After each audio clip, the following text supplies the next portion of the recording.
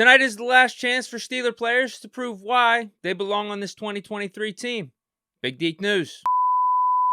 Yep, as we all know, the Steelers' preseason finale is tonight against the Atlanta Falcons in Atlanta, kickoff at 7:30 p.m. But before we get into the game preview, I want to go over some around the league news because I feel like this is relevant to the Steelers. This just happened like an hour or two ago.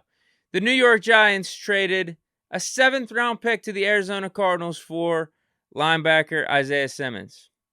Yeah, the same Isaiah Simmons that we were talking about all offseason that the Steelers should be interested in bringing in and including with our inside linebacker core.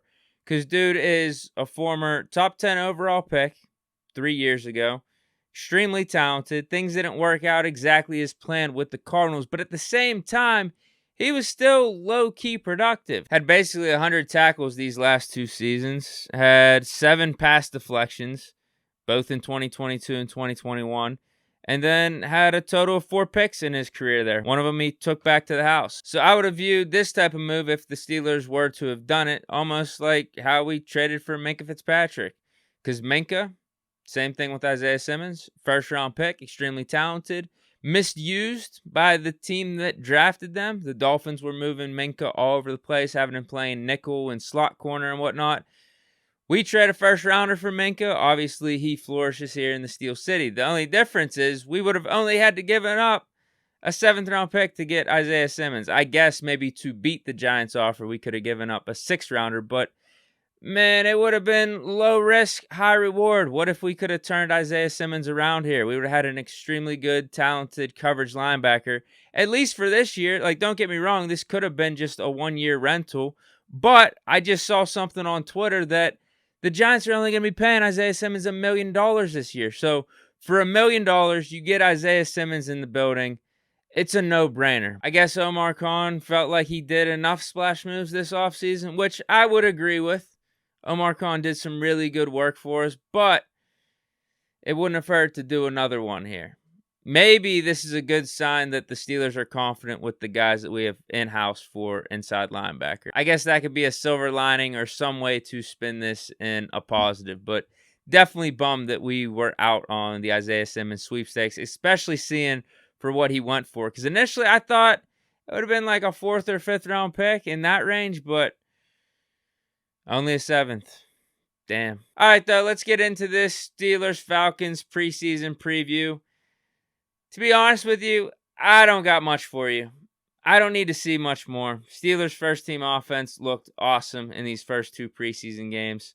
So I expect more of the same, but I don't need to see it. You know what I mean? Like, do I need to see Kenny Pickett in control, in command again, being that it's a preseason game? No, I'm ready for the regular season, man. Like, that's how I feel right now.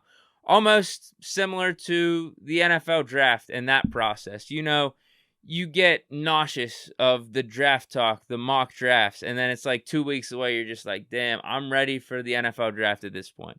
Who are the Steelers going to take? That's how I feel about the preseason. All right, I already got to see all this in these preseason games. I'm ready for the regular season. I don't need to see it in a 3rd preseason game. But since they're going to be out there, yeah, obviously I want the team to look good. But man, I mean, I just talked about Pickett. Calvin Austin, do I need to see another splash play? We got to see the punt return last week against the Buccaneers. We had a 70-plus yard touchdown. Deontay Johnson, George Pickens, Allen Robinson, we know who those guys are. The offensive line is a really good veteran group. It feels like Dan Moore's locked in as the starting left tackle.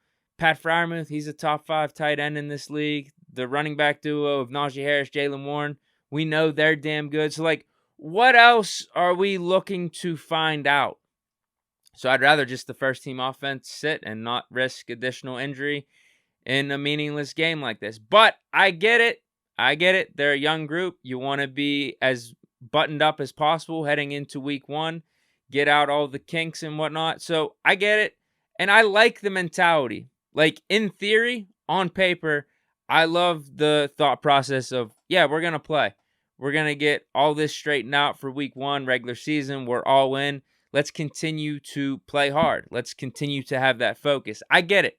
But at the same time, my first priority would be being healthy when the regular season starts. But I'm not making those decisions. Tomlin is. So we got to go off of what we're going to be seeing tonight. But I do think Tomlin clarified, you guys could correct me if I'm wrong on this, that guys like TJ, Minka, Cam, Pat P, those dudes won't be seeing playing time on the defensive side of the ball, which I think is a good strategy, good way to go about it. So I could live with that. I guess if you're going to get the first team offense out there for a couple series, at least don't be playing the stars on defense and the veterans on defense that we already know enough about, right? So I think it really just comes down to, in terms of like storylines or things to keep an eye on, is the guys that's competing for a roster spot or on the bubble. And some of those names would be Zach Gentry, Kendrick Green, Spencer Anderson. On defense, dudes like Kenny Robinson, Trenton Thompson, Elijah Riley, and Trey Norwood. Like, is Trey Norwood going to play in this game? Nick Wachowski, is he going to be good to go? Who else? Anthony McFarland, could he have a good showing? Could he be more like the Tampa Bay Buccaneers game versus what we saw in the Bills game? Yeah, the whole the second unit offensive line needs to be better in this game. I guess that's something to look for. Bud Dupree, revenge game. Like, I don't know, man. I just want to get to the regular season healthy. That's really what it comes down to for me.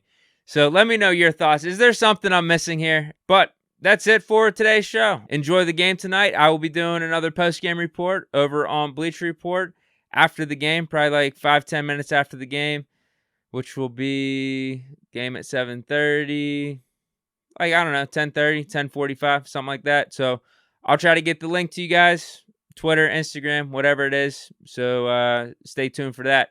Stay chilling and peace.